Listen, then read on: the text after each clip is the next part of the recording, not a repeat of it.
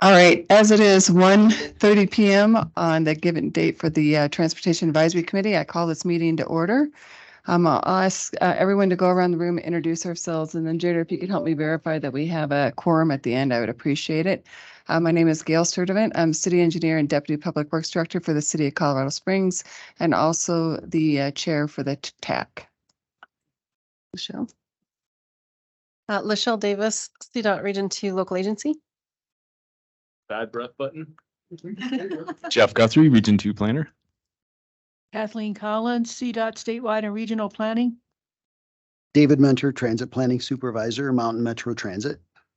Lan Rao, Acting Transit Services Manager. Sheila Booth, Director of Planning, Town of Monument.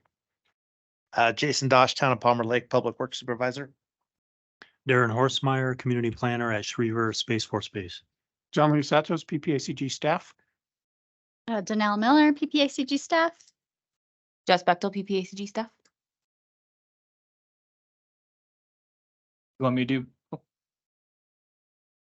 Ben Sheets, City of Fountain, City Engineer.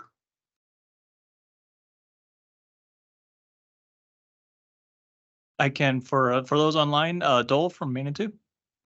Yeah, hi, this is Dole Grubenic, City Engineer from Manitou Springs. I believe those are the only two actual members of the TAC. We also have other members from CDOT and FHWA, if we want to introduce them as well. For the folks that are online that are non-voting members but frequently participate in the CAC, I think I see Aaron for sure. You could help me with that. Yep. Aaron, can you introduce yourself? Hi, this is Aaron Busto with Federal Highways. Thank you. Benjamin Schmidt.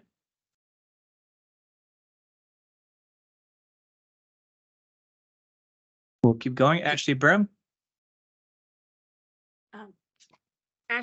Ashley Brame with MMT. Thank you. Karen Rowe. Hi, I'm just here as an observer. Thank you. And Sanjeev Gupta. Hi, Sanjeev Gupta. I'm with CDOT and the Traffic Safety and Engineering Group. All right, that's everyone online. Perfect. Thank you. And you can verify that we have a quorum. I believe so. Danielle, do you want to confirm as well? Okay, great. Moving on to perfect. Moving on for agenda approval. Before we take this item, I'm going to recommend that we make an adjustment to the agenda. Action item 6B, the Community Traffic Safety Education Review. I'm proposing that we change it from an action item to our first information item today. As upon review, we just feel like there might be an opportunity for some additional collaboration with a consultant to capture some additional education opportunities that are happening within our community. And we would like to give them an opportunity to do so. I've asked Danelle to still proceed with the presentation that she's prepared today for what is presented in our packets, and then report back in the next couple months once the consultants had an opportunity to do a little bit additional outreach, if that's acceptable to everyone. And if so, I'm looking for a motion, please.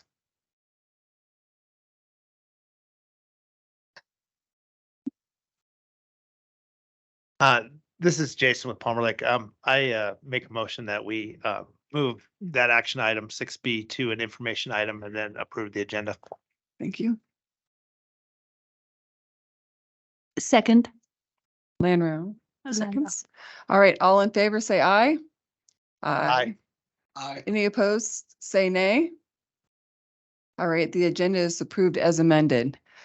Do we have anyone online that wishes to make public comment for things that are not in the agenda, Jared? For anyone who's online who would like to make a public comment, please raise your hand.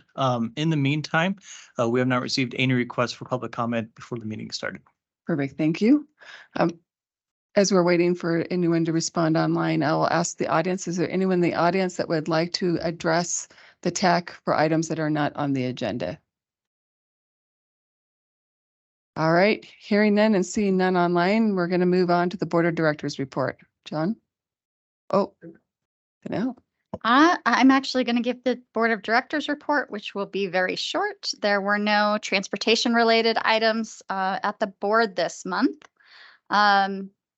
We did have, after the official board meeting, we had a continuation of the Transportation 101 kind of informational session. And we talked a little bit about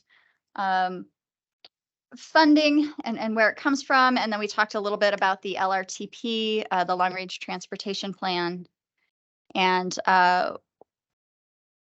what that process is going to look like and what's going to happen in the next couple of years. Other than that, we did have a legislative update in the board of directors meeting, and that was really the only matter that might impact TAC. Great, thank you. Any questions on the Board of Directors report? I was gonna say in my attempt to be very efficient, I skipped item number 4. So if there's no questions in the Board of Directors, I'd like to pick item number 4 back up. And hopefully everyone would have the opportunity to review the minutes. And if so, or if there's any corrections, please bring this to our attention. And if not, I'm be looking for a motion.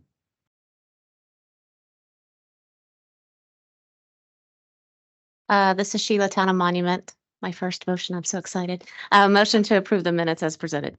Great, thank you. And this is Jason. I'll second. All right, great, thank you. All in favor of approving the minutes as published, say aye. Aye. Aye. Any opposed, say nay. Great, thank you. So that takes us to item 6A. And Jess, it looks like you're going to be talking to us about the TIP policies and procedures. Yes, hello and good afternoon. I'm Jess Bechtel, PPACG. So we last month brought to you the TIP policies and procedures document that we go off of when addressing the TIP. And so there were minimal updates and changes to this, and we just brought them to you for review and wanted to highlight a couple of those. They're light. So under the TIP schedule, we added in the verbiage for CDOT's 10-year program. That was probably one of the bigger ones. The acronym list towards the back, carbon reduction program language. Does anybody have any questions on any of those updates that we're proposing? A lot of it was grammar and cleaning up the document and such, so.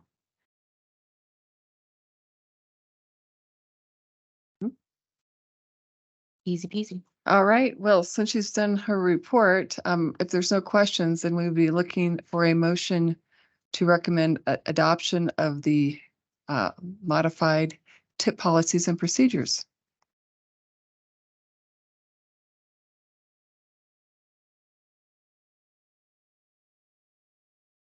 No, what other options? All right, this is Jason, and I make a motion to adopt the TIP policies and procedures as presented. This is Lance, second. All right, great. Thanks. Any further discussion? All right, hearing none, all in favor say aye. Aye. Aye. Any opposed, say nay. All right, great. Thank you. We appreciate the updates and thank you for catching all that cleanup. I know it looks really great. So I'm going to turn it over. She's made an official adjustment. So now the new item 7A, and have Danelle talk about the community traffic safety education review. I am going to actually try to share my screen. My computer's having some issues connecting to the internet, I think, but try this.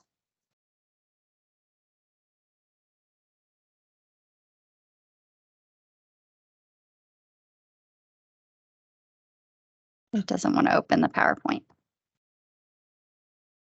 Maybe because you haven't done your know before training. Apparently. Well, okay. Let me. Oh, okay. Here we go. It might pop up.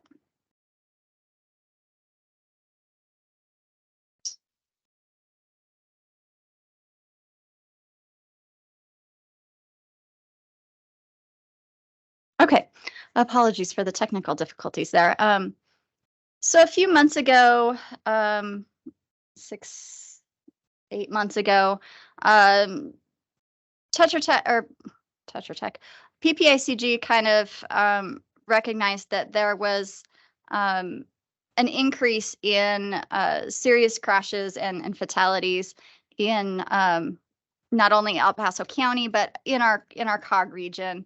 And we thought it might be a good idea to do a short little study to kind of see if some of our perceptions were correct. And one of our perceptions was that there seemed to be a lot of organizations or individuals within the community that were doing efforts related to traffic safety education efforts, but that they weren't necessarily very well coordinated. They didn't always know who else was doing things. And this could range anywhere from, car seat checks to bicycle helmets, bicycle safety, teen driving, senior driving, any of these kinds of efforts. So what we did was we put out a small RFP to a consultant to help us kind of do a survey, try to do some interviews, do some research to try to identify what groups are there out there, what are they doing, what are they not doing, and try to find gaps, also try to find areas where perhaps groups could get together and collaborate. So trying to get an idea of the lay of the land, sort of, with regard to traffic safety in the region. So as I said, they put together a survey. They actually went out to try to contact 70 different entities. The vast majority did not respond, which in itself kind of says something about whether or not they're still plugged into traffic safety efforts in the area. They did 18 different interviews and responded to, or they had 10 other responses to their online survey. They also came to talk to Drive Smart Colorado, the Pikes Peak Traffic Safety Coalition, and the Safe Kids organization. This slide just gives a little bit of information about the survey itself, what kinds of questions they were looking for information on. And the traffic safety topics that we were looking for included aggressive driving, seat belts, safety belts, impaired driving, teen and elderly driving, child seats, motorcycle safety, bike helmets, bike safety, pedestrian safety, and also traffic signs. And there was also a component of this I should mention that was specifically related to the military. So how do we as PPACG or other entities coordinate better with the military installations and the military groups in our community?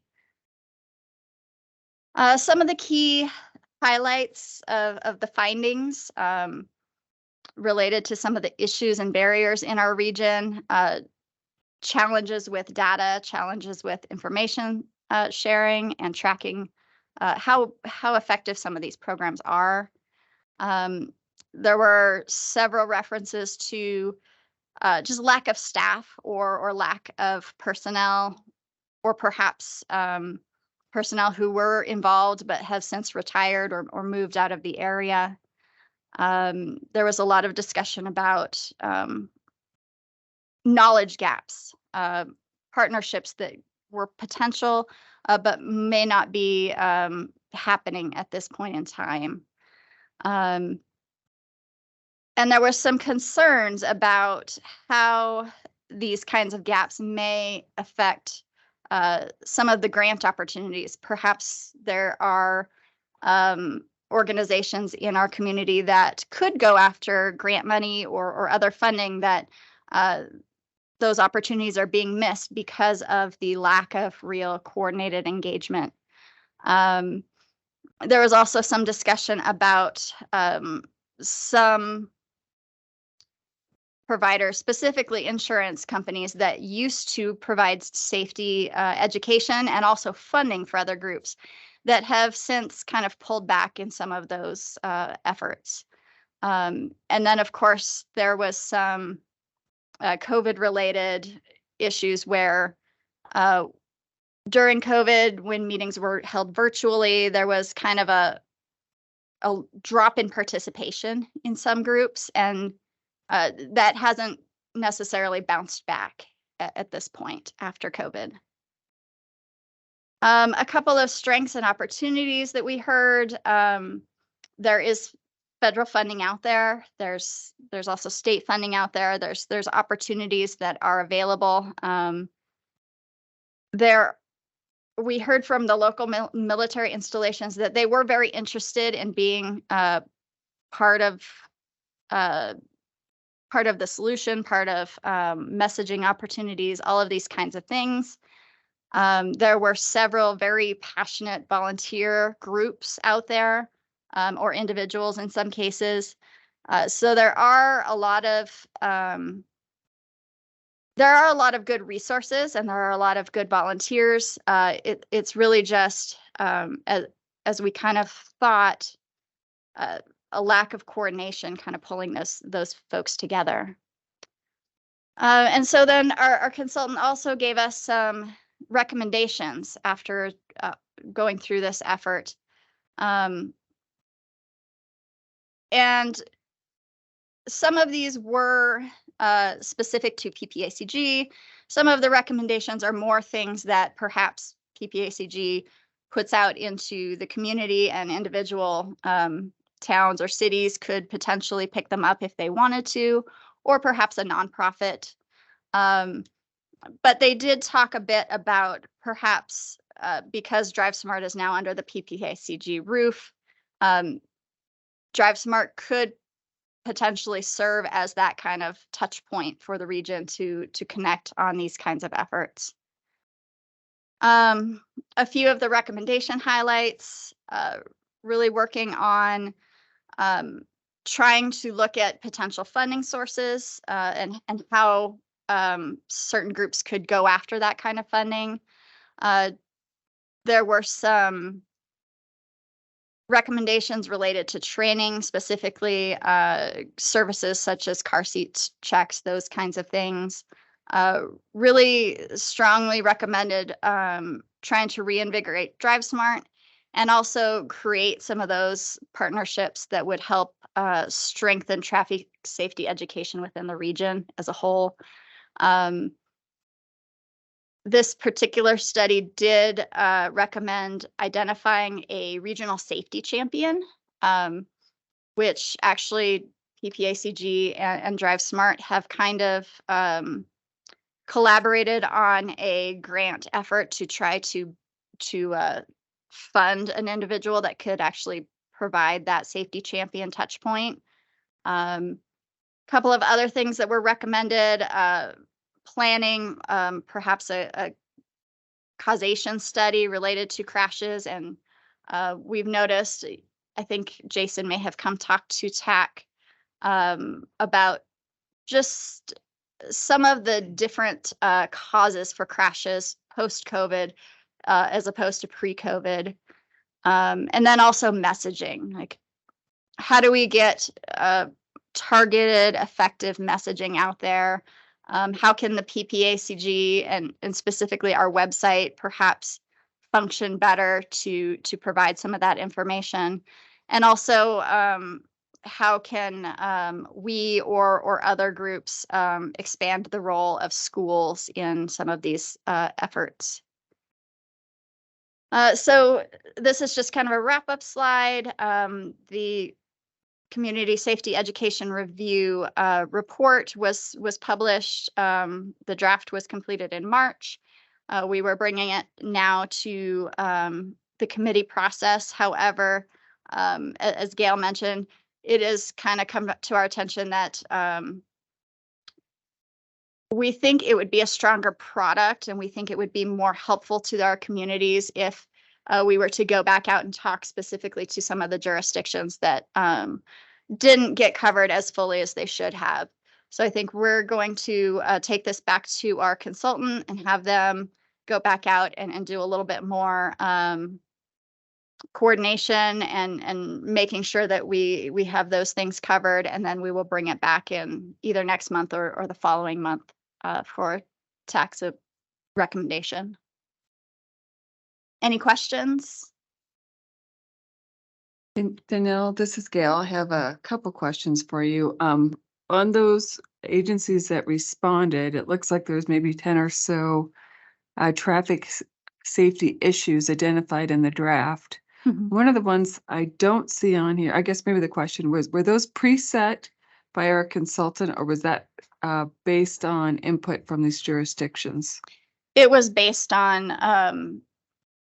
guidance from those folks that we talked to either through interviews or surveys. Okay. Yeah, and one of that was just kind of jumping out to me. And then we've had some discussions recently is a lack of understanding of traffic laws or disregard for traffic laws. Many don't understand, and then even if they understand, they may choose to do it. And then one of the other ideas that maybe go in some of the recommendations to explore is maybe some educational social media campaigns that I think that PPACG and DriveSmart could be great champions for that. But just a couple of always come to mind, or like how to navigate a roundabout, the zipper merge. Honestly, one I just read a lot about today. People don't understand when they can make a free left turn on red, both right or left-hand turn, and there's a big debate going on at Powers and Research. Did you know this, Andy?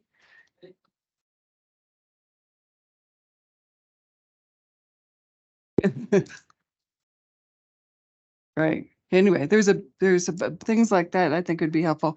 Motorcycle safety in particular, this time of year, we see that come out, and just both for vehicle drivers and then for the motorcycle drivers, just to have some points on that. So I think those would be some great educational topics. And then I think it would be great. I know the city's engineering staff would be interested in talking about this idea of a causation study, because we've actually been gathering a lot of data related to that with our overall safety study. So a couple questions and then a couple, I guess, statements there. No, that would be great. I know that Jason has done a lot of research and has really been interested in doing a causation study. I know we were talking about perhaps including that in our UPWP for next year. So we'll definitely reach out to the city and see if there's some collaboration there. That sounds great. I'm actually wondering if we have maybe more of it done than you think. Right. So it may already exist. We just may be worth starting to look at the data and boiling it down to maybe target the education. Thank you. Other questions?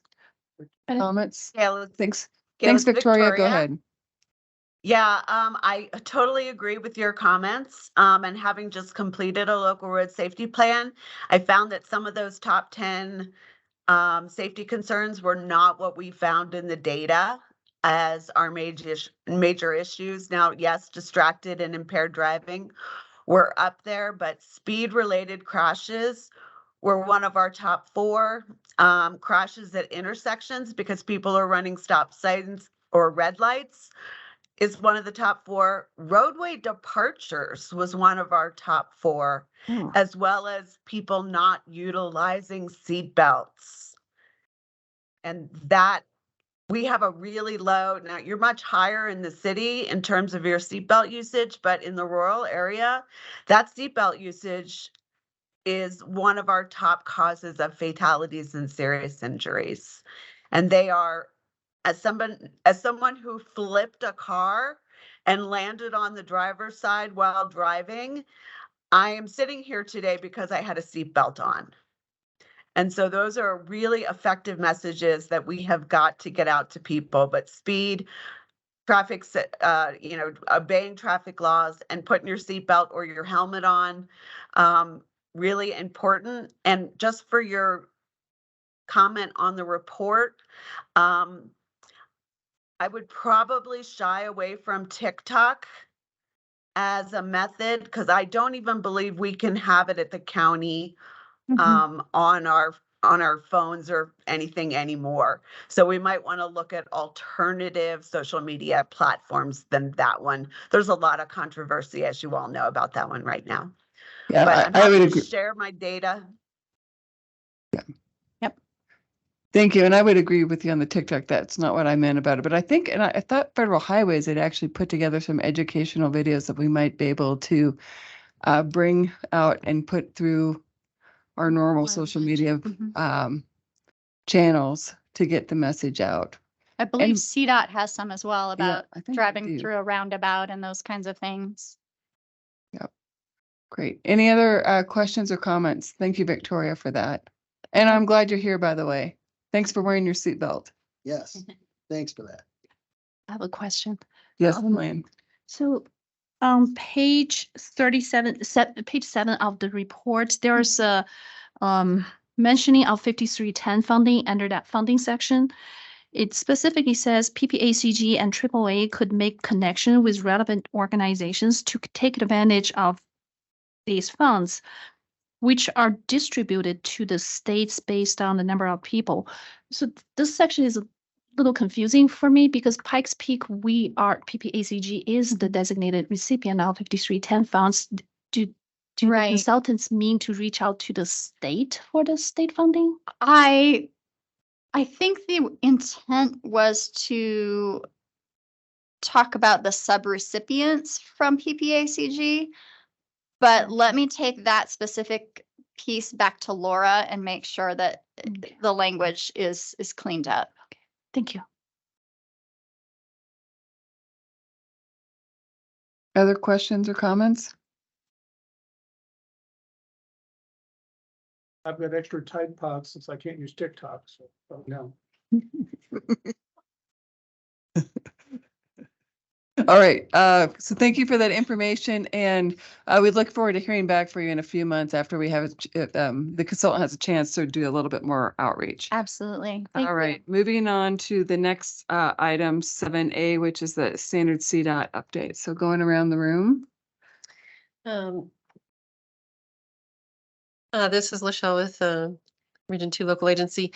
Just a reminder, and I think everybody knows, but the TAP applications, Transportation Alternatives Program applications final are due tomorrow. After which time we will compile those and send those up to Director Liu for her review. And then the final scoring committee will get together in probably late May or early June and score those and make awards after that. Michelle, can I ask a question? I think maybe it's more of a John question, though. I think we said this before, that PPACG would have a representative on that selection committee, and that would be determined by the board chair who that was going to be. Correct. And so I think the board chair, Mayor Thompson of Fountain, had basically delegated that back to PPACG staff. So it's either going to be Danelle or myself, depending on when the final date is. Okay, perfect. Thank you. Anything else, Michelle? All right, Jeff? As everybody loves to joke, I am Windy 2.0. I am the new Region 2 planner. I'm going to toot my own horn. Hooray me.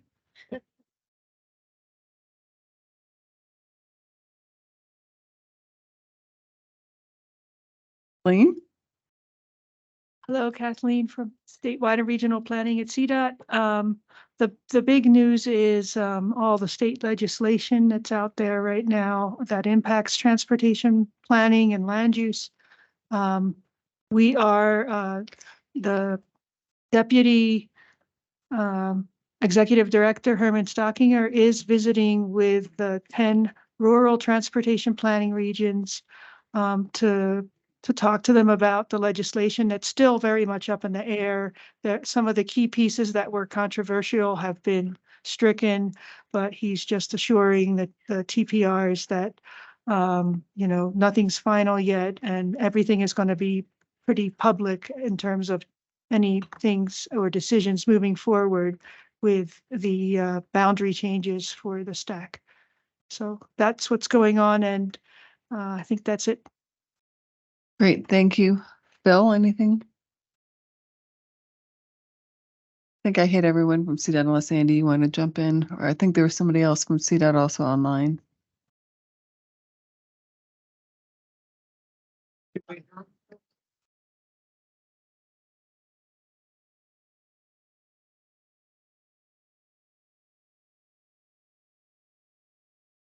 Just a quick update on MAMSIP I-25 traffic is going to switch in a couple of weeks. So all the traffic will be switched over for northbound construction in 2 weeks.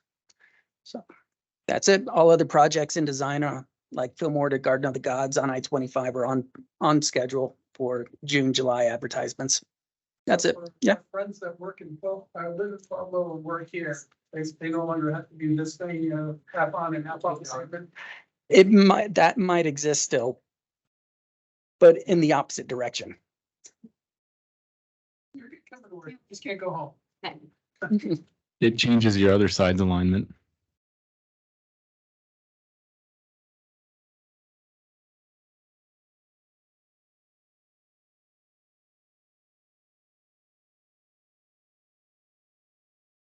Sanjay, did you want to say and add anything to the CDOT updates? No, I didn't have anything to add. I just wanted to introduce myself as the safety circuit rider for Colorado, and part of my efforts is going to be making sure the local agencies and off-system roads are moving towards. I'm helping to improve the safety on those roads. Perfect. Great. Thank you. Well, this was a good conversation for you to join us on then today. Yes, it was. I think that hits everyone from CDOT. Any questions for them before we move on to the IIJA updates? All right. Are there any IIJA updates? There have not been any new notices of funding availability out that I have seen. However, if anybody is looking at Safe Streets and Roads for All, there are webinars next week. I think there are 3 different webinars, each on a different topic, one on implementation, one on the new program, which is the supplemental planning and demonstration projects, I believe. And then one on the primary planning grant program. And we did hear this morning from Bill Haas at FHWA that if you are interested in Safe Streets and Roads for All, but you're not quite sure if your project is eligible, that they are available to help clear up that question of eligibility for you. And who was that again? Can you repeat that name? Bill Haas from FHWA. Would you like us to send it? Would you like us to send an email with Bill copied so that way it's easy to make contact? Yes, that would be very helpful. And the city of Colorado Springs is likely going to be applying for a Safe Streets for All grant. Yeah. I'm sure there may be others Absolutely. applying as well. Yeah, Okay. because Bill would like to make contact with you. He can help you up to a certain point, and then after that, they got to be sort of away, but willing to help up there. But then once you're committed and you are going to put in for it, they would like to know so they can track the ones from Colorado. Okay, no, that sounds great. I know we chose not to do it last year because we weren't positioned well for it, but we feel like we've gotten there. But it'd be good to get his input to make sure that's the case. Wonderful. And just so you're all aware, as the TAC, they did the FHWA folks, Bill Hazen and Aaron Besta this morning kind of said that they are interested in knowing if any of our local jurisdictions are going after some of these FHWA US DOT grants. So if you could keep PPACG in the loop, I think that would be very helpful so we can pass that information on just so that they're aware that those are coming into the system. Okay, great. Any questions for Danielle on those? So, all right, great. Thank you. LRTP update. LRTP update. And I did put together a little bit of a memo this month because I know there's a lot of things happening and it's a little bit confusing. And of course, my computer doesn't want to read it. Jared, can you pull up that page of the perfect, thank you. So just so everyone is aware, there are several component parts, component plans that are going into the long range transportation plan. The travel demand model that PPACG received MMOF funding through DOLA, that has been awarded and is in the works. We did receive some toll credit money from CDOT to help us put together a public involvement assistance contract. that actually we got the contract signed or partially signed today. So that will be launching very, very soon. Our public outreach consultant will be helping us finalize our public participation plan, help us to make sure that we're in compliance with Title VI and LEP. They will be doing a public survey related to regional transportation and transportation needs. And they will also be helping us establish and facilitate regional transportation plan advisory committee meetings, commonly known as the Rat Pack, because it's a mouthful. I'm Joey Bishop. I said that just for that joke. We also have a land use modeling contract out for RFP right now. We should have questions back from consultants by the end of this week, and then they have another 2 weeks to put in their submissions for that bit. And that effort is really related to the regional forecast.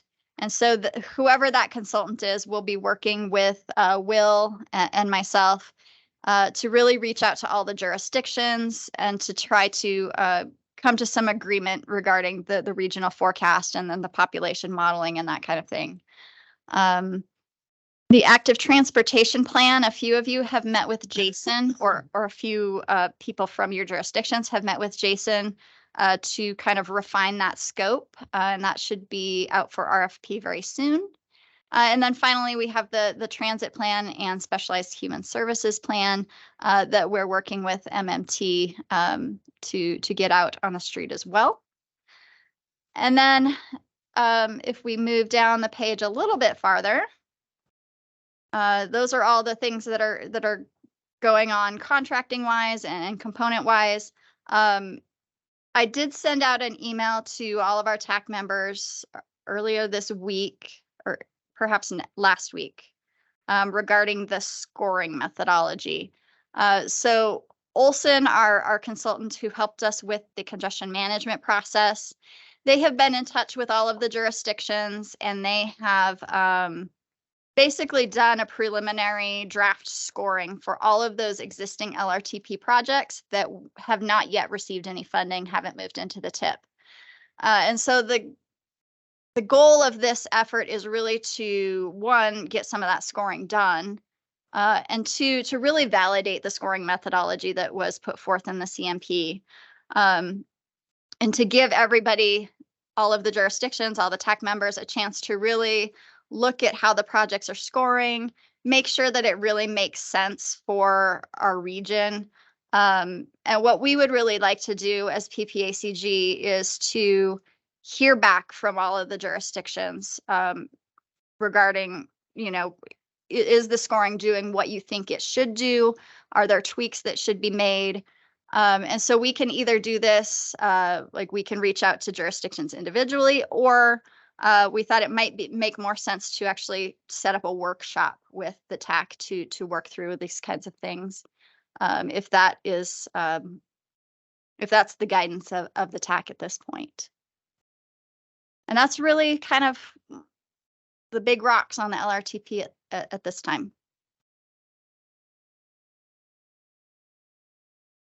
Thank you. Any questions for her on those items? She did ask us a question, and I'm glad you mentioned the email, because somehow I think I missed it in my absence last week, but I do see that I have it. Has everyone had a chance to see the email, and do you think we'd have a benefit having a workshop on it? Doing it virtually or doing it in conjunction with next month's TAC meeting?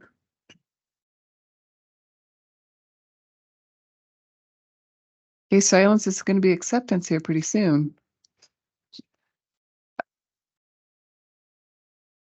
Yes, John.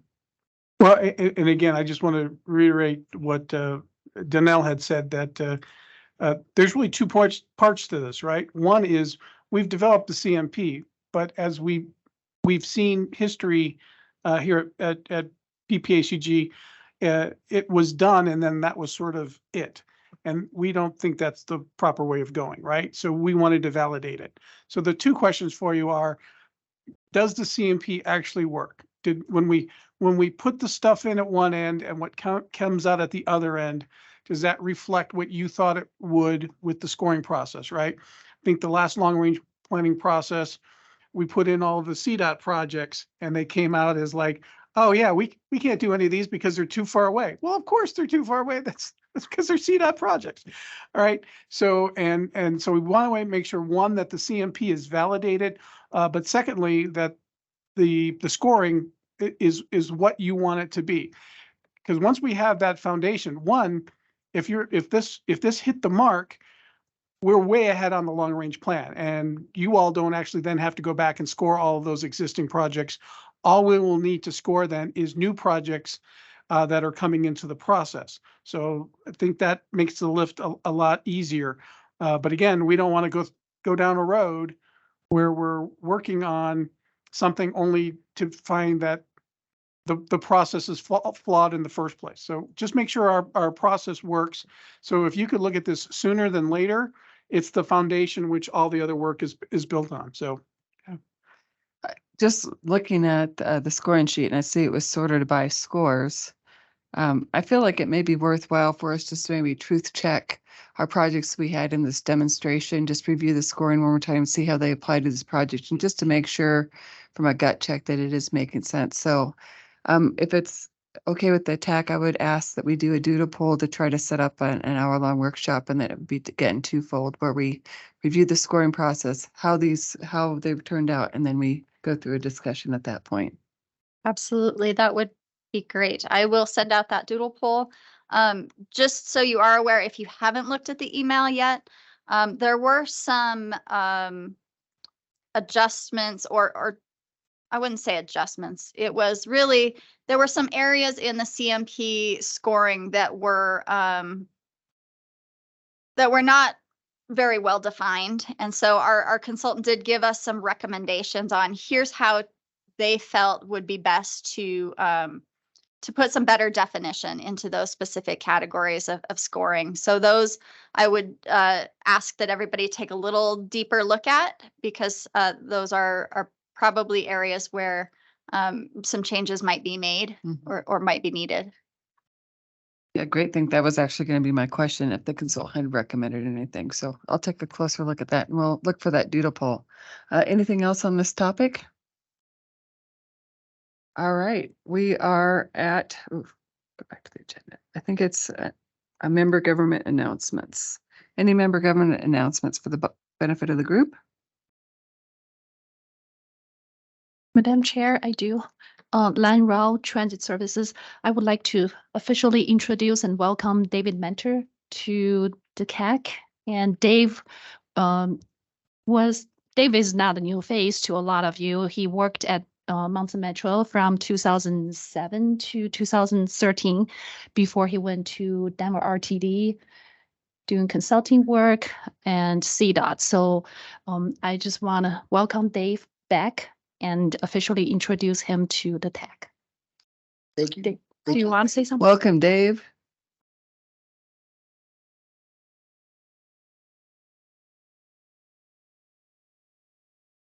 Hey, Victoria Chavez, I see you. And you. Oh, yeah. So, hey, thank you so much. I'm glad to be here, and a shout out to Victoria Chavez. It's good to see you. I'm glad you're wearing your seatbelt. And anyway, I was new when she was new back here in the day. So anyway, and to others. Yeah. Nice to see you back, Dave. She's doing a lot better than I am. Yeah. All right. Thanks all. All right. Any other member government announcements? All right. Any suggestions for items for future TAC meetings? All right. Hearing none, I'm going to call this meeting adjourned. Thank you.